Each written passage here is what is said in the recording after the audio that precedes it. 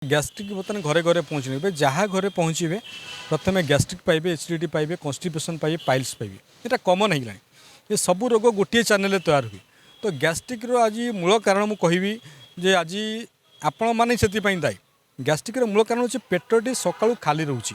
ଆମର ଆୟୁର୍ବେଦ ଶାସ୍ତ୍ର କହେ ଯେ ପ୍ରତ୍ୟେକ ଅର୍ଗାନର ଯେଉଁ କାମ କରିବାର ସମୟ ମଧ୍ୟ ନିର୍ଦ୍ଧାରଣ କରାଯାଇଛି। ଯେମିତିକି ପେଟ କେଉଁ ସମୟରେ କାମ କରୁଛି, লিভর କେଉଁ ସମୟରେ କାମ କରୁଛି, ହାର୍ଟ କେଉଁ ସମୟରେ, କିନ୍ତୁ ଆମେ ଜାଣିବା ନିହାତି ଦରକାର। ଆପଣ ଦେଖିବେ ଶାସ୍ତ୍ର କହୁଛି ହଜାର ହଜାର ବର୍ଷ ପୂର୍ବର ଯେଉଁ ରିସର୍ଚ୍ଚ, ଯାହାକୁ ଆମେ ଆୟୁର୍ବେଦ ଶାସ୍ତ୍ର ବୋଲି ଅଥର୍ବବେଦରୁ ସଂଗ୍ରହ କରିଛନ୍ତି, ସେ କହୁଛି ଯେ ସୂର୍ଯ୍ୟ ଉଦୟର 2 ଘଣ୍ଟା ପର୍ଯ୍ୟନ୍ତ ପେଟରେ ପ୍ରଚୁର ପରିମାଣର ଏସିଡ୍ ତୈୟାର ହୋଇଥାଏ।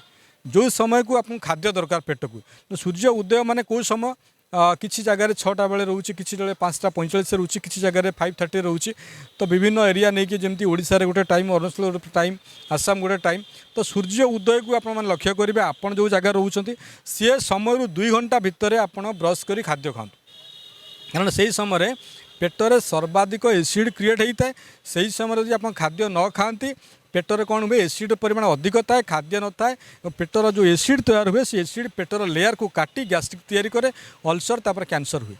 ତେଣୁ ପ୍ରଥମ ନିୟମ, ସୂର୍ଯ୍ୟ ଉଦୟର 2 ଘଣ୍ଟା ଭିତରେ ଭଲ ଜଳଖିଆଟେ କରନ୍ତୁ।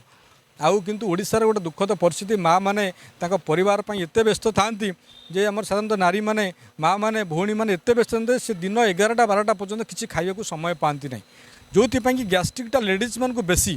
ତେଣୁ ମୁଁ ସମସ୍ତଙ୍କୁ ରିକ୍ୱେଷ୍ଟ କରୁଛି, ଘରେ ଯାହା ବି ଜଳଖିଆ ଅଛି, ଯଦି କିଛି ନଥିବ ରାତିରେ ତ ରୁଟି ତିଆରି ହେଇଥିବ ଆମର, ସେ ରୁଟିରୁ ପଟେ 2 ପଟ ଆମ ଘରେ ଥିବ, ଆପଣ 2 ପଟ ରୁଟି ଖାଇ ସକାଳୁ ଆଗେ କାମ ଆରମ୍ଭ କରନ୍ତୁ। ଦିନ 8ଟା ଭିତରେ ଯଦି ଆପଣ ରୁଟି ପଟେ ବି ଖାଉଛନ୍ତି, 2 ପଟ ଖାଉଛନ୍ତି, ଆପଣ ବଞ୍ଚିଯିବେ।